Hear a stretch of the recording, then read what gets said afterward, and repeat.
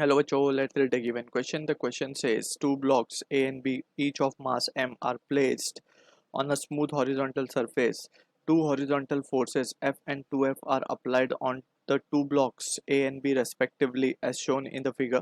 The block A does not slide on block B. Then normal reaction acting between the two blocks is. So option A given है F, option B F by 2, option C F by root 3, option D 3F. So इस question का जो की concept we need to understand is the concept of internal and external forces.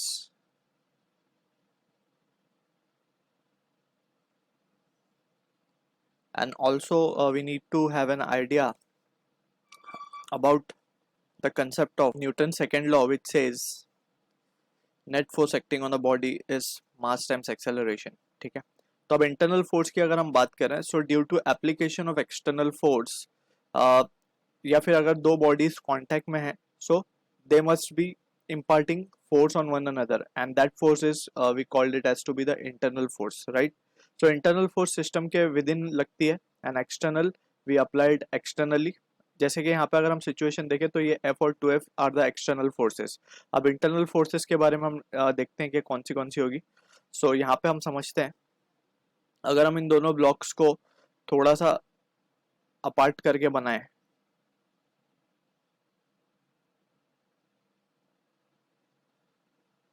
सो ये let's say ये M मास का block है हमारा, ठीक है. इसके ऊपर एक फोर्स लग रही है F towards right, and also हमने देखा कि 2F force on this block is been imparted.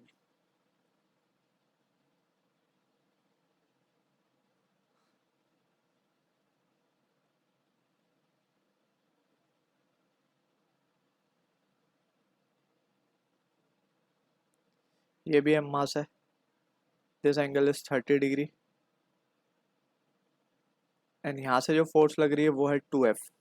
तो हम देख सकते हैं कि 2F force is greater than F, so net acceleration the block will be having will be in this direction. हम मान लेते हैं it will be A towards left, ठीक है. अब एक्चुअली में ये जो दो सरफेसेस कांटेक्ट में थे, ये हमारा A बॉडी है, ये B बॉडी है, ठीक है. तो A जो है B के ऊपर और B जो है A के ऊपर must be imparting some force. अगर हम मान लें कि this is the normal reaction on A due to B, so वही same force A will be imparting on B, ठीक है ना.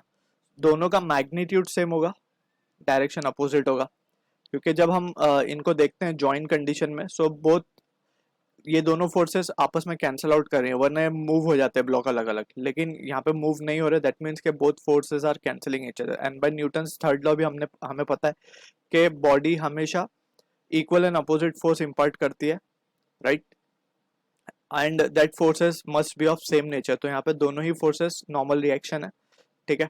सो from this we can say now कि अब हम दोनों बॉडीज को इंडिविजुअली एनालाइज कर सकते हैं. सो अगर हम इस फोर्स को देखें तो इसको थोड़ा सा अंदर बना लेते हैं हम. इसके दो कंपोनेंट कर सकते हैं हम.